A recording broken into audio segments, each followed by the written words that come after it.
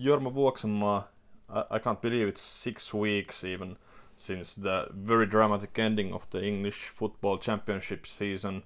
And guess what? Now they're back. The new season starts today. Jorma, how are you feeling? Very excited. For some reason, Championship in my book is as big as Premier. The players are not as good, but there is more some kind of, original, genuine English football in the Championship. So that is kind of my league. Speaking of Premier League, maybe we should start the analysis from the teams that relegated from the Premier League in the end of last season. So Norwich, Bournemouth and Watford. What do you think of Norwich and the Finnish Teemu Pukki?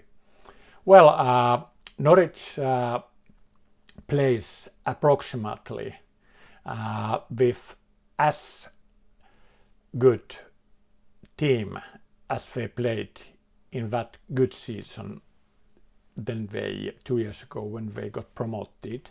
So they should be pretty competitive this year in Championship as well. And they have very good coach and Pukki stayed. So we have a good team. But even in general, I have followed and bet very seriously English Championship or before Premier League second division. I have followed it very much. And for some reason, the teams relegated from Premier, they don't bounce back or perform on the level they should according to their player material. Even of course they lose good players quite often, but they still quite often have very competitive sides for the Championship football, and still they more often get less points than expected than more points than expected. I don't know why.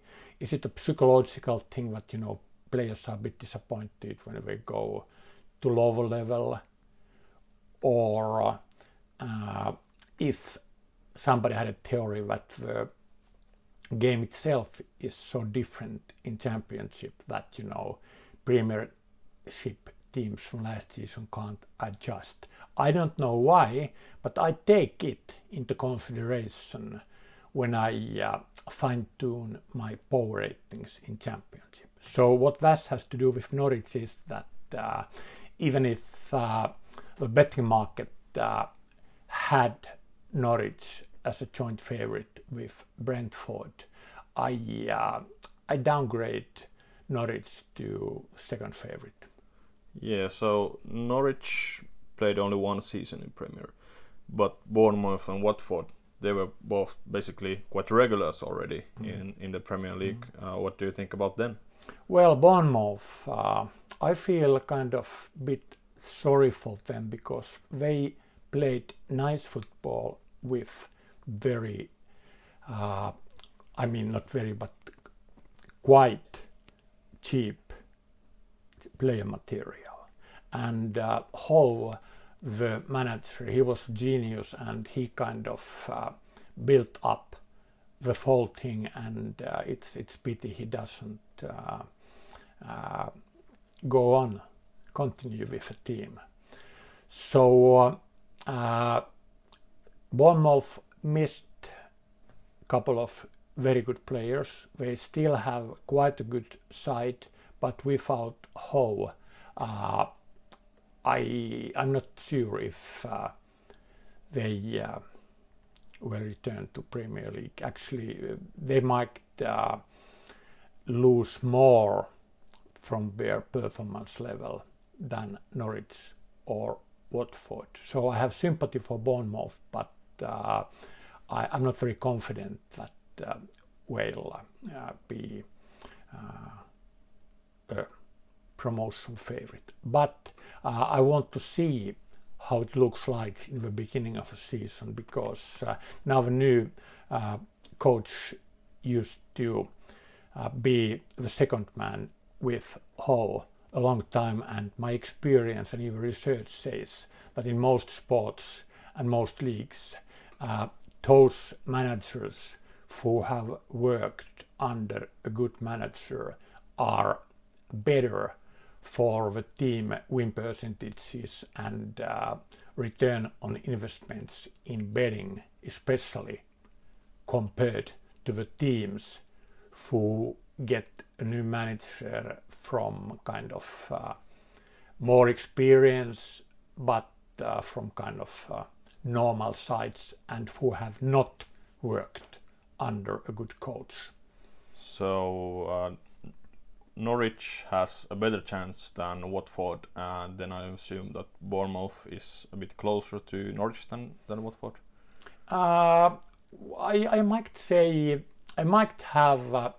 It's very hard to say. It's Watford might be in my book slightly higher than Bournemouth, but Watford has more question marks and kind of variance up and down from their expected performance level, because the owners, I don't know them, but they seem to be a bit kind of, short-sighted, even if they have the researches to build up quite good football organizations.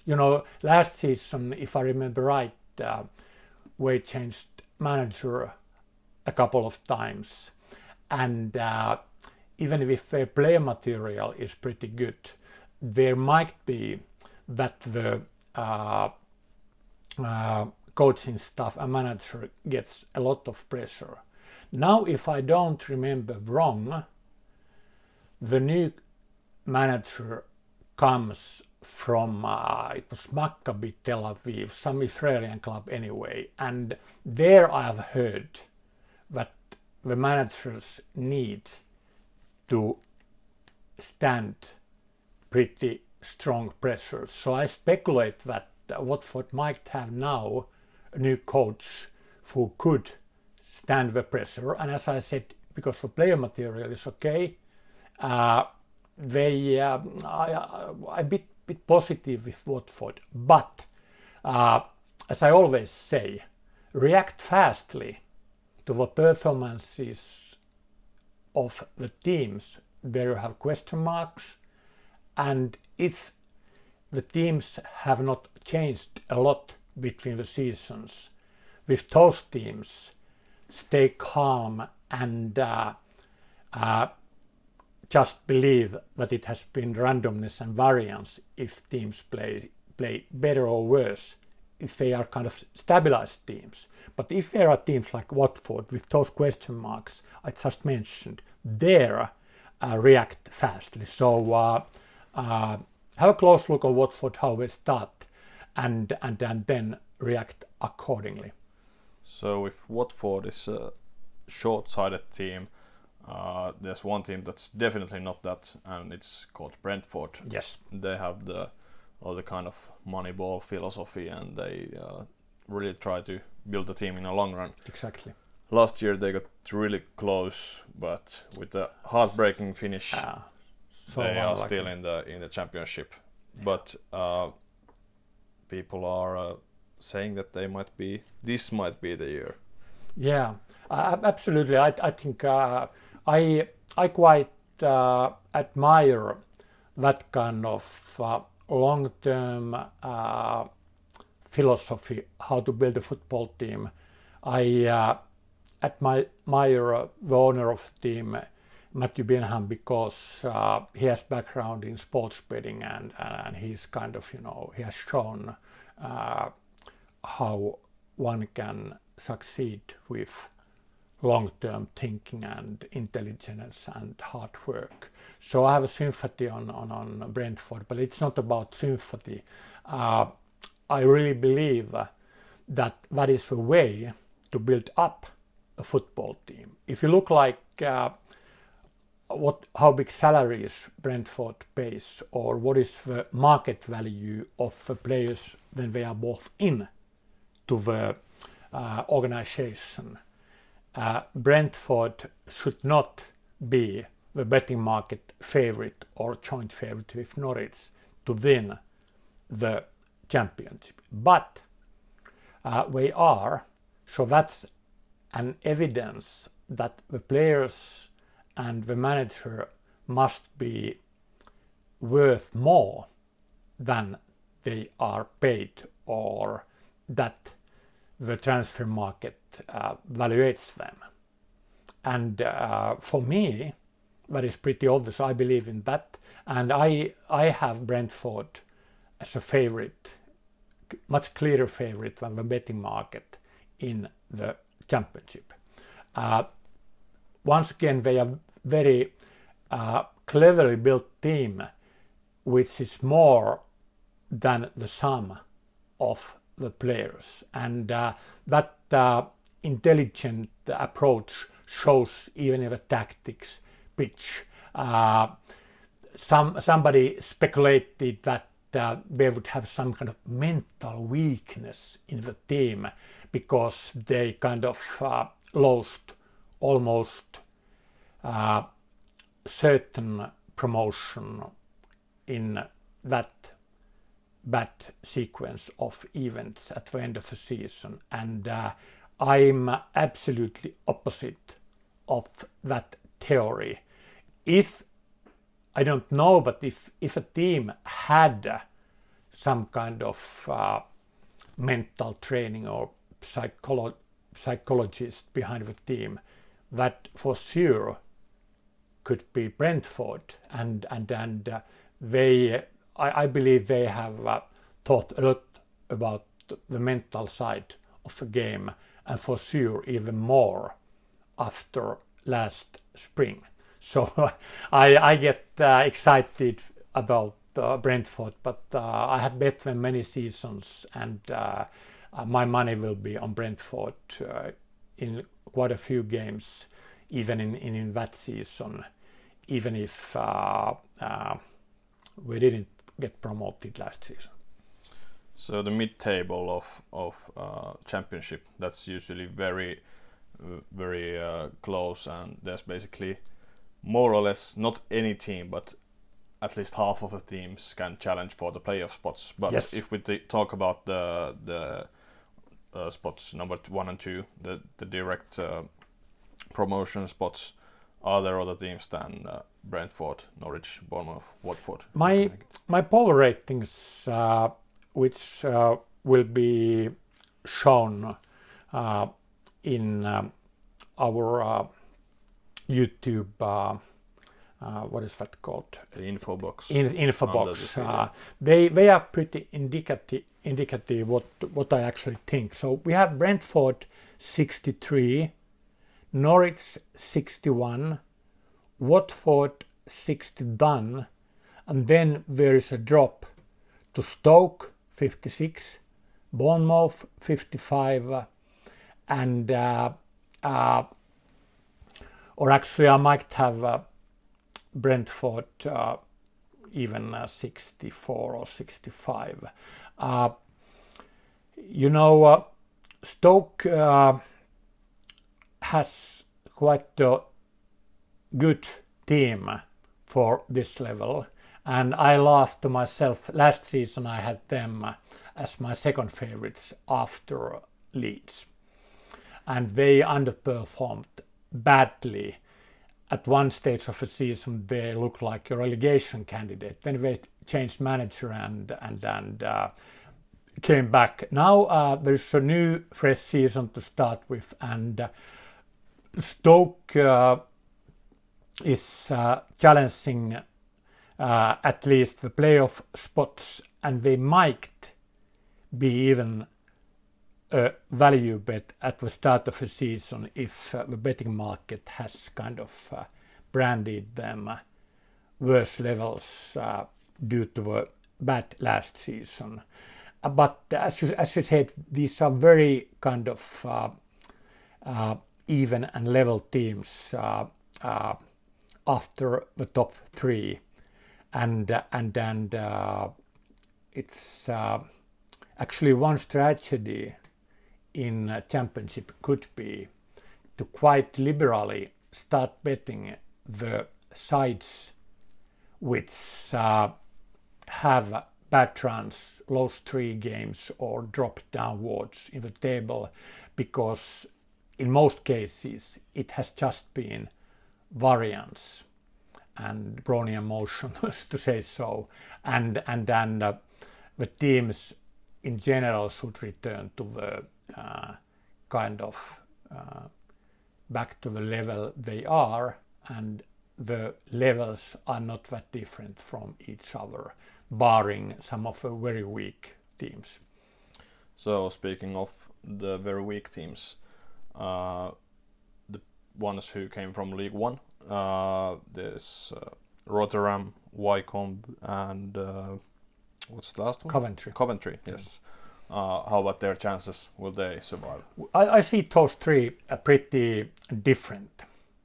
To start with Wycombe, they have had back-to-back promotions, and always, Cinderella stories like that, they are beautiful.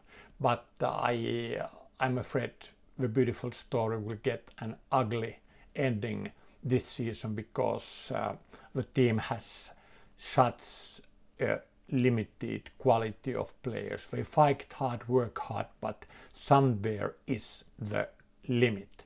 So I expect Wycombe to get 35% of wins. Here's something important. We scale our power ratings in a way where win is 1 point, draw is half, and loss is 0. So the kind of middle team of each league should in ESBC power ratings get a number 50. Not so the 3-point rule doesn't kind of cause chaos in our ratings. So Wycombe 35 is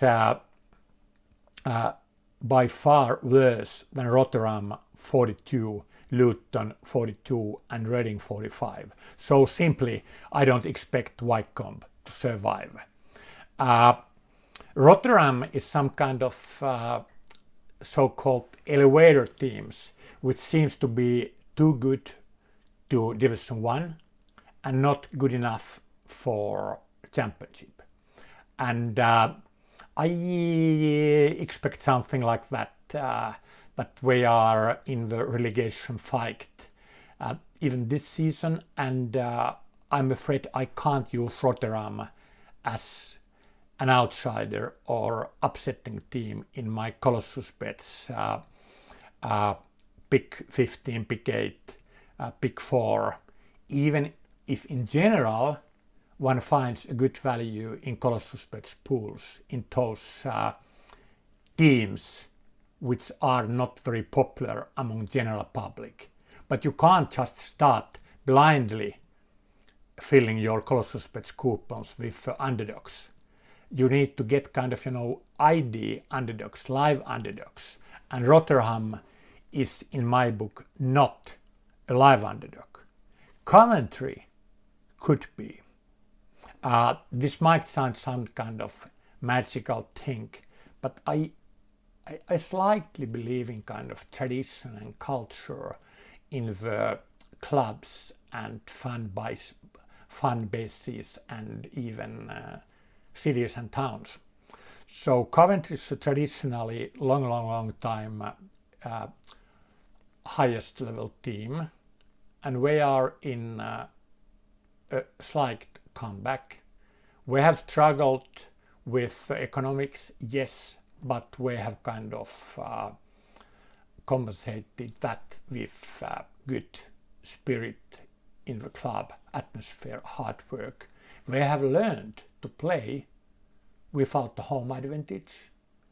So betting idea might be to have Coventry in the Colossus Bets coupon as kind of value exploder.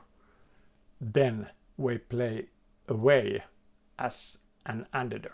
You don't win every week with that kind of strategy, but you can win big.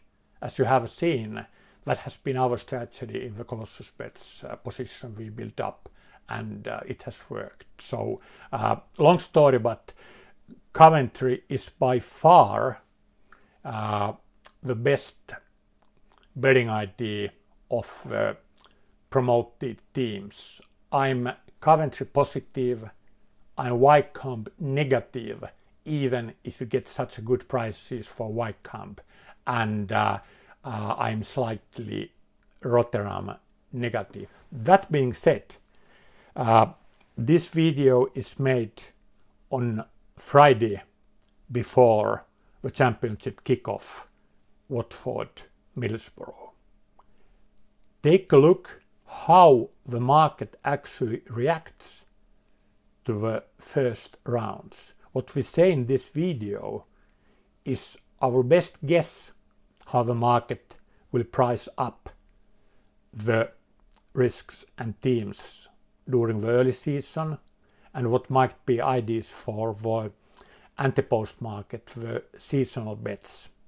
But occasionally the market reacts so violently and strongly that these ideas we give here do not go along with the market reactions. So please weigh up everything I say towards the prices you'll see this autumn.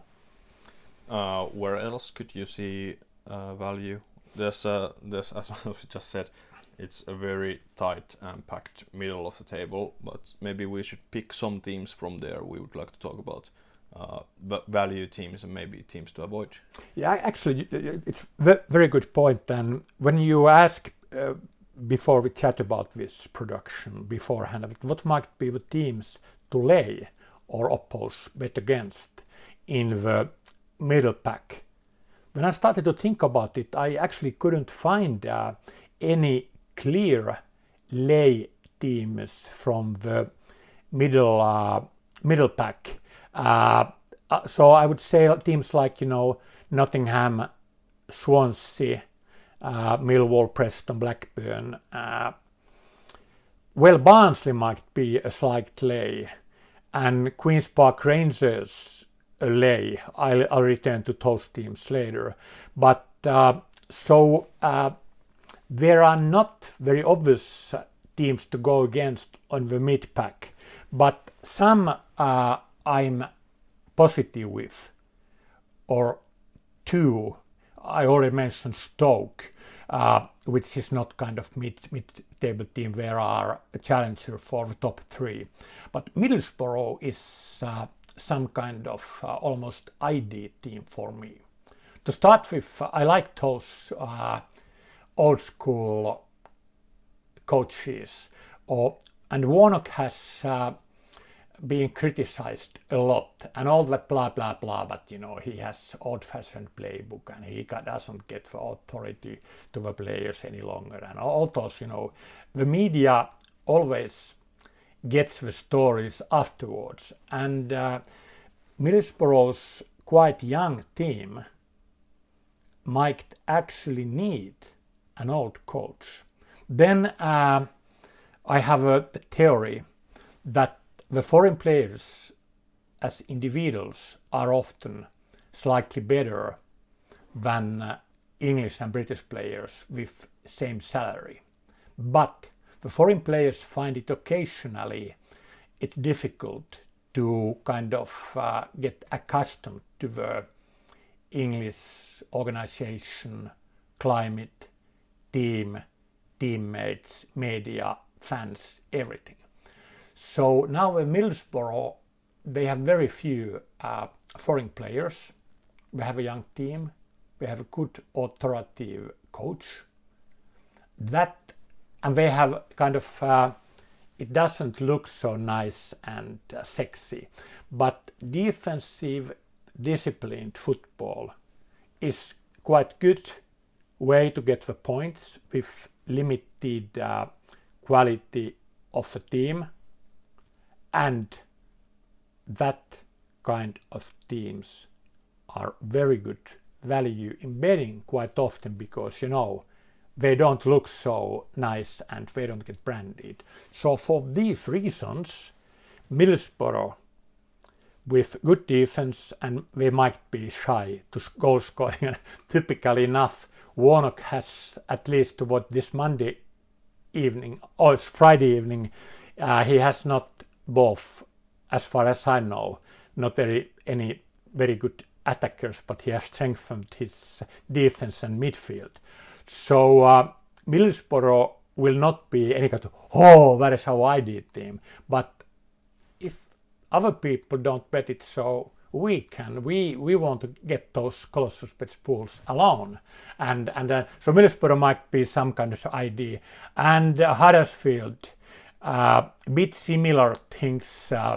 They are not very kind of same thing with Middlesbrough. We are not any kind of sexy or fancied or exciting team, but we are not bad as we showed last season, and especially start of last season, and change manager and getting fresh start now, and Huddersfield might be underestimated. I mentioned Queen's Park Rangers, and it's hard to say if the market expects them to be middle season middle table team, but I think that along with Luton, they might be those ones who fight against relegation with the promoted Wycombe and Rotherham, perhaps Reading, because Queen's Park Rangers they have overperformed the expectations for the last 2 seasons. And then for reasons, when I'm in London, I'm quite often go to Queen's Park Rangers games because it's central, it's easy to get tickets. So I've happened, I'm not a supporter, but I happened to watch Queen's Park Rangers a lot live, and then even from internet. And so I know more about Queen's Park Rangers than a normal championship team. And they don't look that good. And then Eze, who is a very creative attacking midfielder, he was sold to Crystal Palace, and in my book that is a major blow. I have publicly said and been puzzled why he has not moved to Premiership earlier. So for those reasons, I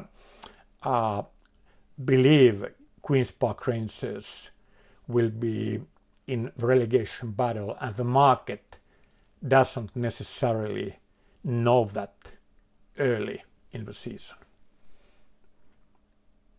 Yeah, well, then tonight we have Watford against Middlesbrough. Yeah, it's so good to see that genuine, real football. And I might, or we are actually, we have quite a lot Colossus Bets pick 8s to bet, because there is good rollover, so we can find much more lines to bet profitably. And we bear some risk with Middlesbrough. I agree with the betting market, fixed odds and Asian betting market, that in round figures Watford is about 50% home favorite. So the chance to home win is, according to the betting market, about as big as to the chance of draw away. But I have reasons to believe that much more than 50% of Colossus Bets pick 8 combinations go through the symbol 1. I mean Watford win. So we win as often as we lose with draws aways, but the value of our ticket more than doubles if Watford doesn't win.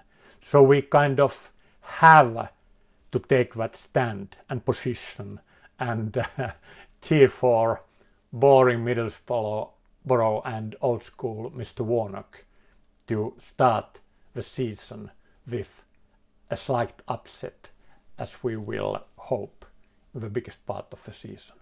Sounds like we're craving for some puka pies and a few lukewarm lagers. Is that it? Shall we start the season? Yes, absolutely. Thank you.